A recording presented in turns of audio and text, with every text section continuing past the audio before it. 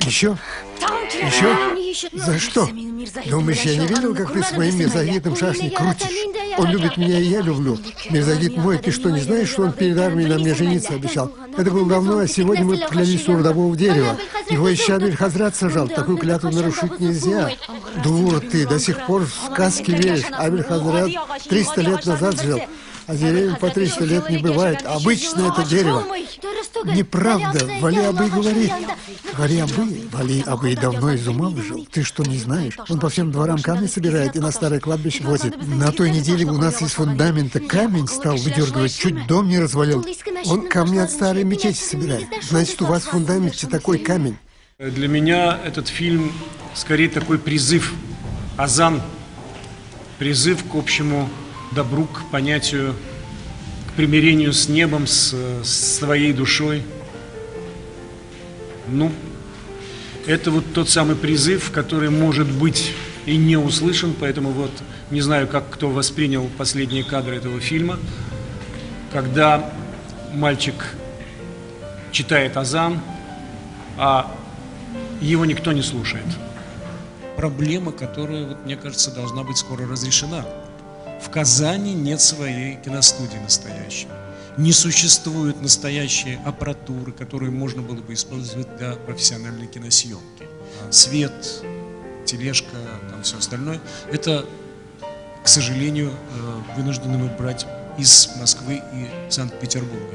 Вы видели там вот эти удивительные развалины, вы видели, небось, какие-то картины, что-то, каждая деталь, которая есть в этой картине, это работа наших художников. Зачастую им приходилось просто на собственном горбу, на собственной спине носить, таскать эти самые камни, которые потом, вы видели, у нас играют в финале.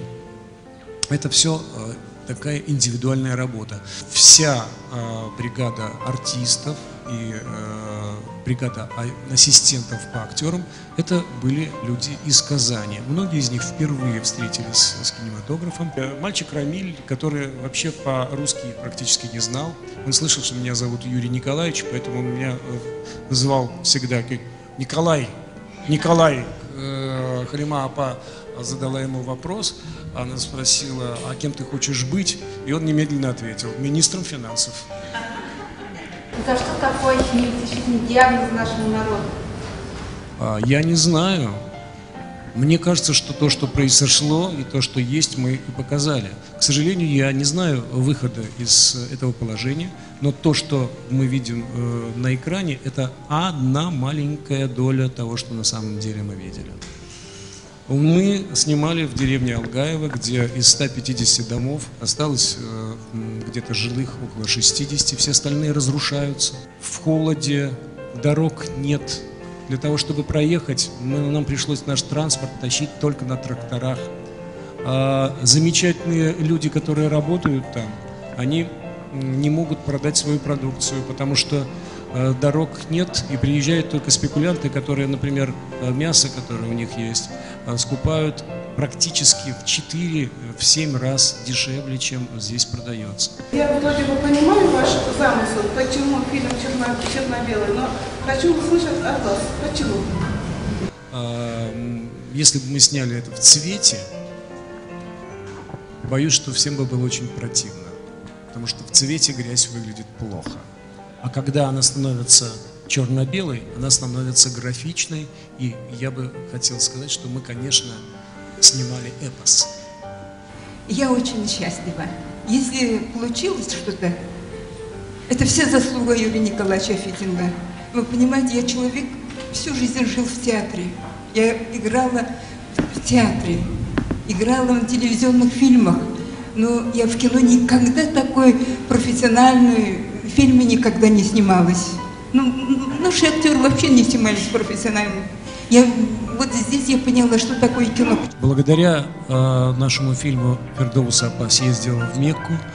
Благодаря нашему фильму мальчик, который играл у нас, он выучил азан. Мальчишки, которые были у нас в кадре, они очень плохо говорили по-татарски или совсем не умели. Мы заставляли их, учили. У нас был специальный специалист по татарскому языку. И видите, многие из них теперь понимают и любят свой язык. Я за свои 40 лет в кино видел многое, и у меня часто бывают претензии. К этой картине у меня нет никаких претензий. Мне нравится все от начала до конца. Вот, нравятся все актеры, нравится режиссура и сценарий, все и так далее. И вообще я должен сказать, что я с большим волнением смотрел эту картину. И мой совет, ни в коем случае не надо скромничать. Надо картину выставлять в Канны, Венецию и на Оскара. Спасибо вам большое. К сожалению, международные фестивали класса А берут только премьеры, суперпремьеры. К счастью, мы были на Московском международном фестивале в конкурсной программе. Я думаю, что недооценивать это тоже нельзя. К сожалению, в Татарстане про это практически никто нигде не писал, не снимал. Спасибо вам. Я все не могла отследить, но тем не менее, во всей конкурсной программе было всего 2 российских фильма. Один в главном конкурсе, один в перспективах, и один из них был наш фильм.